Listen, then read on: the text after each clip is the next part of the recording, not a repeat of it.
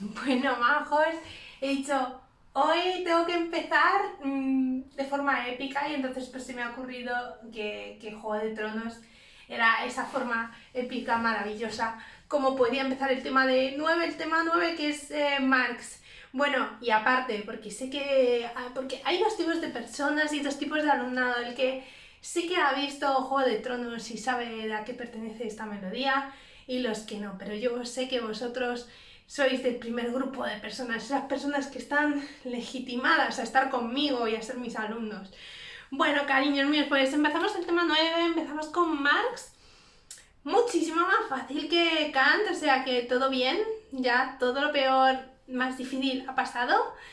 Y voy a hacer dos vídeos, uno en el que voy a explicar a Hegel como una de las grandes influencias de Marx, y dos, a Feuerbach como la segunda gran influencia, ¿vale? La introducción importante, que luego la pasáis ahí, o sea, como hacéis como, no la he visto, pues sobre todo esta introducción es importante, nos va a servir para introducir las cuestiones de Marx, y aparte, porque voy a explicar, pues por ejemplo, hoy la dialéctica, luego a Feuerbach el concepto de la alienación, y son dos cosas súper importantes en Marx, o sea que atentos a la introducción y ya me diréis si se entiende, ¿vale? ¿Y por qué? Porque es que tengo que hacer una cosa un poco difícil hoy y es explicar a Hegel, que es un autor complejo, no, complejísimo, explicarlo en muy poquito tiempo y de forma clarificadora y a ser posible de forma veraz, porque claro, el problema es cuando uno explica a un autor tan complejo en tan poquito tiempo y tal, es que corréis el peligro al final de decir algo así como medianamente verdad, medianamente mentira. Entonces vamos a intentar cumplir esos tres requisitos, que sea verdadero, que sea breve y que se entienda. Y ya me avisaréis si lo he conseguido o no lo he conseguido. Para empezar, veis que estoy artística, que he hecho este pedazo de dragón y que estoy mejorando muchísimo, aunque es que con los bolis estos se me da muchísimo mejor pintar. Bueno, Hegel. Con Hegel empezamos la época contemporánea en filosofía. Ya os he dicho alguna vez que hay que tener cuidado porque los periodos históricos y la diferenciación o la categorización de la historia que nosotros tenemos no es la misma categorización que la historia de las ideas, porque lo que nosotros vemos lo que tenemos en cuenta para demarcar un periodo histórico en la época en la filosofía es una disrupción en el pensamiento, o sea, algo diferente, ¿no? Y este algo diferente es lo que nos marca Hegel, ¿vale? Correcto. Es como en la edad moderna, la moderna, perdón. En la edad, por ejemplo, en la Edad Media, que para nosotros en filosofía empieza con el cristianismo, no tiene nada que ver con la caída del Imperio Romano, a nivel de pensamiento.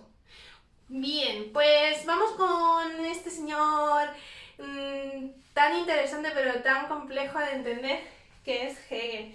Mira, si hay un filósofo que es racionalista a muerte, ese es este señor, este es Hegel.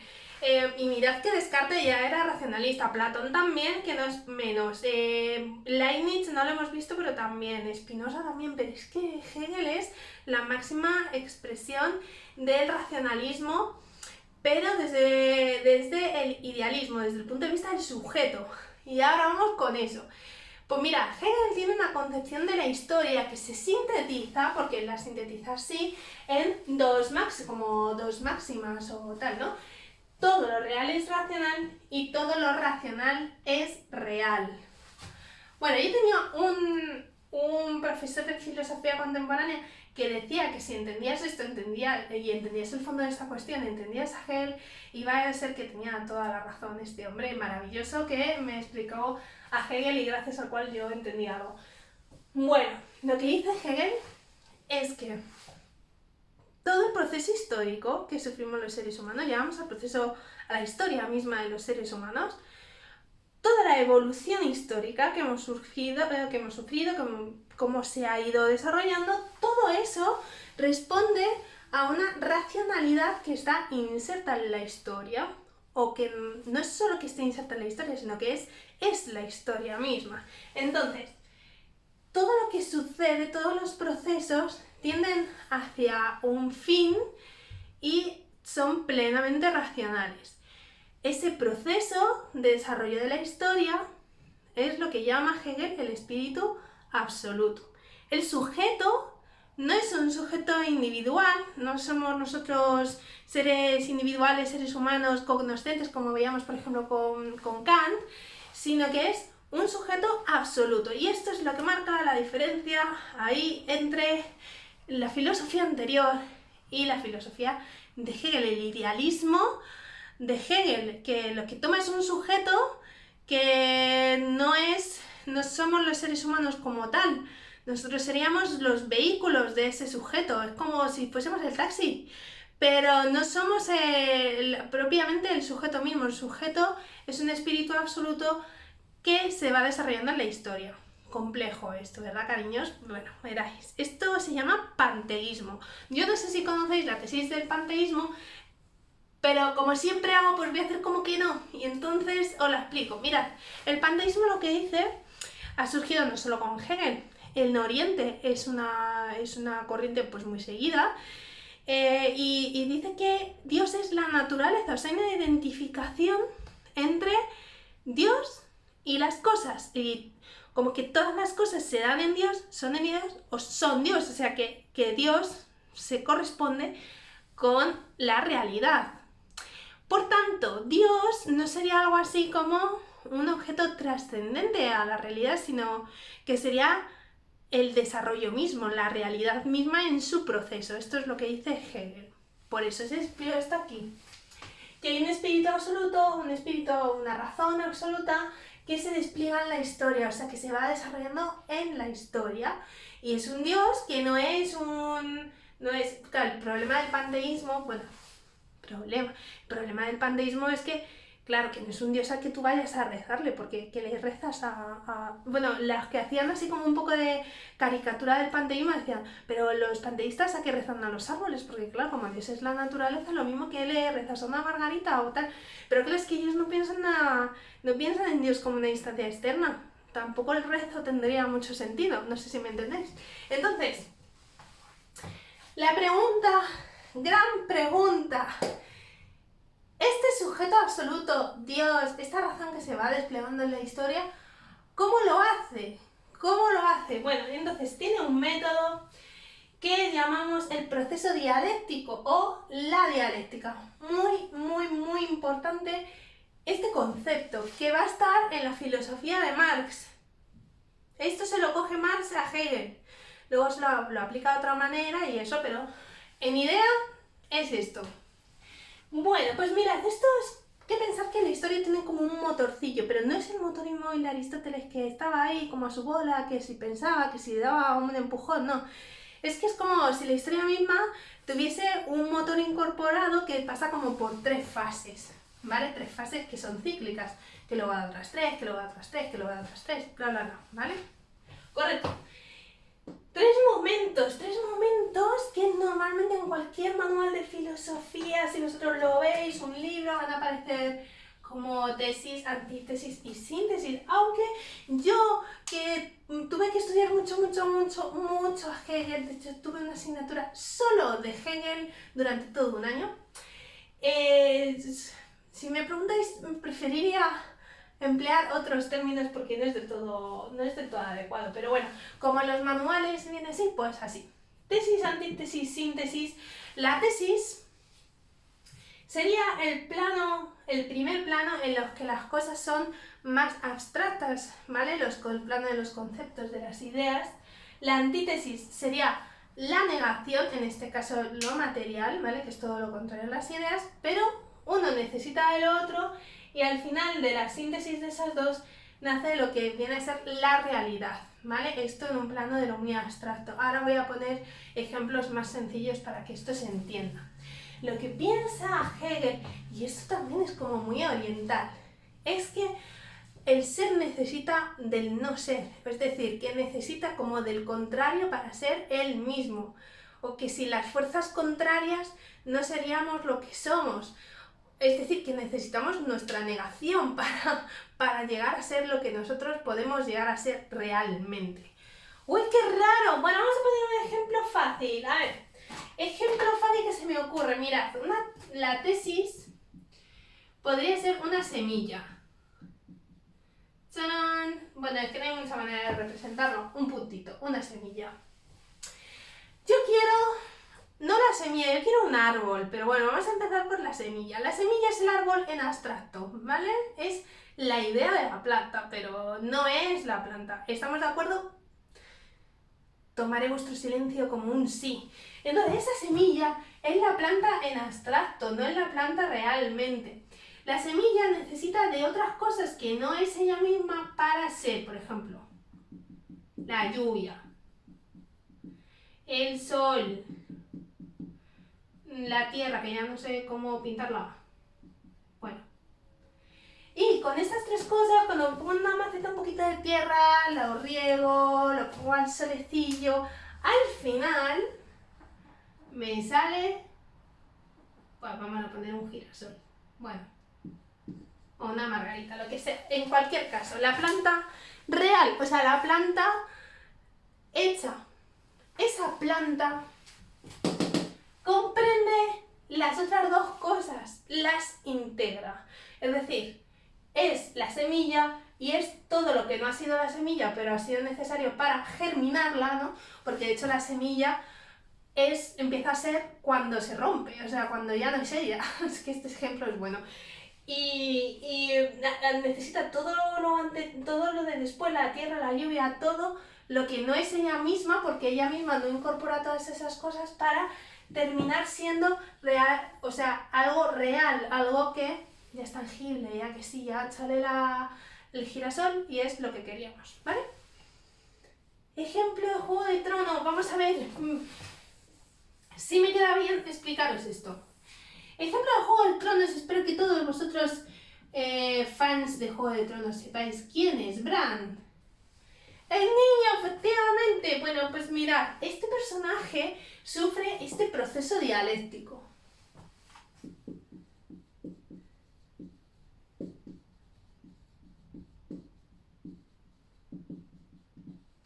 Y además es que Hegel pensaba que la dialéctica se aplicaba a todos los planos, a todos los planos, bueno, iba a decir a todos los planos de la realidad, pero en realidad solo hay una. Pero digamos a todos los distintos planos que integran esa realidad, a nosotros mismos, a la historia, a las ciencias, a todo. Bueno, Bran sufre un proceso dialéctico, porque mira, hay un primer Bran, que es el Bran del primer capítulo, que es el Bran que podríamos decir niño cabra, pues vamos a poner niño cabra. Sí, ¿os acordáis que va como saltando por todas partes? Se sube a los muros, se sube a los árboles, no sé qué, y su madre está venga a decirle que no hagas esto, que no hagas lo otro, y el otro pues pasándoselo, o sea, pasando de su madre, ¿no? Como cosas que pasan cotidianamente.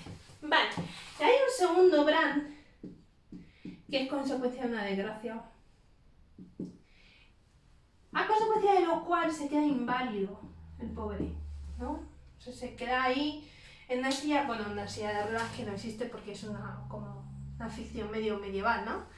Pero cuando se cae en el primer capítulo, bueno, no se cae realmente, pero vosotros sabéis lo que pasa. El niño ve algo que no debe ver y a consecuencia de eso, catapum.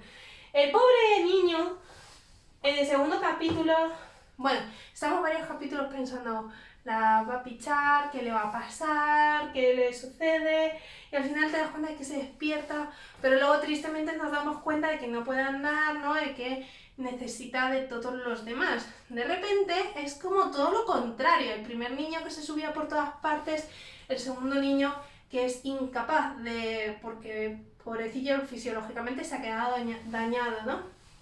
Y uno dice, bueno, pues ya lo arreglarán en la ficción, pero no, o sea, eso no se arregla.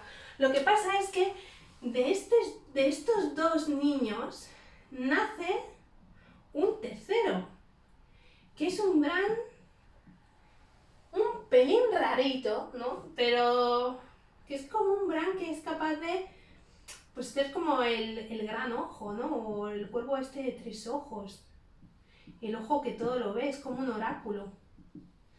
¿no? Porque pasa por todo un proceso. Bueno, hay una temporada que no sabemos dónde está Bran, pero por las demás temporadas tú dices, Bran, ¿qué le está pasando? Bran ve cosas. Es decir, Bran supera de alguna forma este segundo momento y lo supera para convertirse en algo más que él mismo. O sea, es el Bran real, el último Bran que nosotros tenemos, es una síntesis que ha integrado el niño cabra que se subió por donde no debía, al pobre niño inválido que necesitaba de todos los demás para poder ser hasta un Bran que entiende todo el proceso del pasado, del presente, y por tanto es capaz de proyectar hacia el futuro.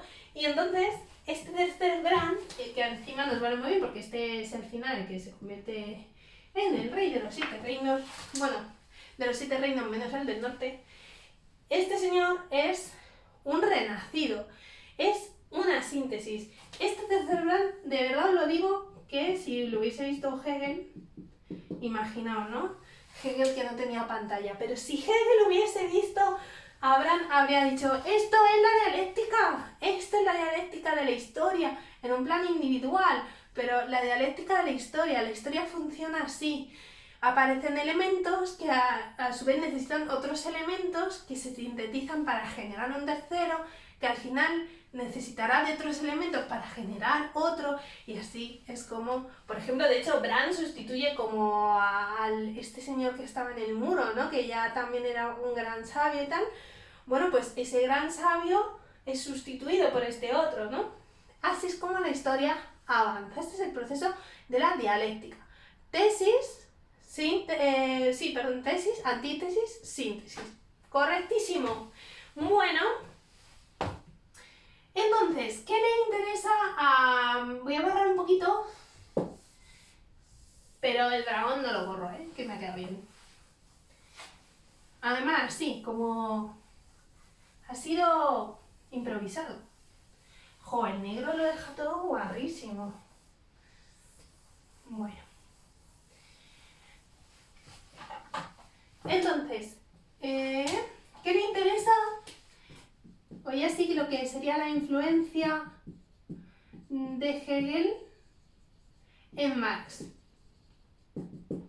Bueno, por varias cosas de las que hemos visto. En realidad, el proceso de que la historia es un proceso o es dinámica, no es algo dado, eso se lo coge totalmente Marx a Hegel. Le gusta este concepto. Y además es un concepto contemporáneo. Esto es un concepto muy nuestro ahora. La realidad no es algo estático, no son meramente que hay una sustancia primera y una sustancia segunda y hay una sustancia infinita. No, la realidad para nosotros también es cambiante. Integra el cambio y eso es muy importante. Por eso os decía que Hegel se toma como la bisagra, ¿no?, al pensamiento contemporáneo. Integra el cambio. Y para nosotros el cambio es importante. Para nosotros la realidad no es algo estático, es algo dinámico, se va haciendo, depende del proceso y del momento histórico, en fin, toda esa serie de pensamientos viene una consecuencia de Hegel. Bueno, esto una de las cosas que le gusta a Marx. La otra cosa que le gusta a Marx que hemos visto es el concepto de la dialéctica. La dialéctica de la historia. Vais a ver que Marx piensa en la lucha de clases y en la lucha de clases, cuando lo veamos, siempre hay una clase que niega la contraria, de la cual sale otra, etcétera. En fin, es un proceso tal y como lo describe Hegel. Bueno, ahora, cosas que a Marx ya no le gustan tanto de Hegel. Lo voy a poner en rojo porque si no creo que no se va a ver. Lo que le desagrada un poquito de Hegel. Bueno, pues primero que el sujeto, esto del sujeto absoluto, se pregunta Marx, ¿qué será? Es algo abstracto todavía. Porque para Marx la historia la componen seres humanos individuales que ponen su fuerza productiva al servicio del trabajo, ¿no? Y eso elabora unas formas sociales, etcétera. Pero al fin y al cabo, ¿quién hace la historia? Dice Marx. Los individuos. No es un sujeto absoluto, abstracto ahí, quién sabe qué, dónde está ese sujeto. Eso no le gusta. Y piensa que en ese sentido el concepto que tiene de la historia Hegel es no solo abstracto, sino totalmente irreal, no solo de Hegel, prácticamente de todos los autores anteriores lo va a decir, y que no tiene en cuenta realmente las condiciones reales en las que se generan o en las que viven los seres humanos y cómo han realizado sus procesos y sus relaciones de producción y sus relaciones sociales. Total, que el sujeto absoluto de Hegel todavía a Marx no le gusta nada. Otra cosa que no le gusta a Marx, pues por ejemplo, que lo material es solo un medio. Como vais a ver en el siguiente vídeo, que de hecho he grabado antes, pero bueno, como vais a ver en el segundo vídeo, pues por ejemplo, lo que sí le gusta a Marx de Feuerbach es que para Feuerbach lo material sí que es el principio de toda creencia, de toda historia. Para Hegel, lo material es importante solo en el sentido en que somos vehículos de un espíritu absoluto, pero de nuevo los individuos tienen poca importancia en el esquema hegeliano. Y de la dialéctica de la historia le gusta, ya se dice que le gusta a Marx, pero hay una cosa importante que no le gusta, y es que en esta dialéctica de la historia de Hegel parece que todo sufrimiento está justificado.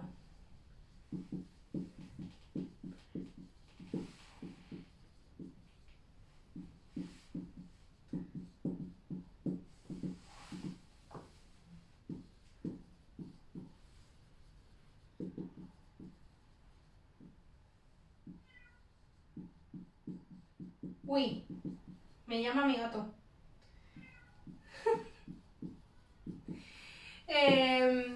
Bueno, pues eso, que parece que todo el sufrimiento está justificado, ¿no?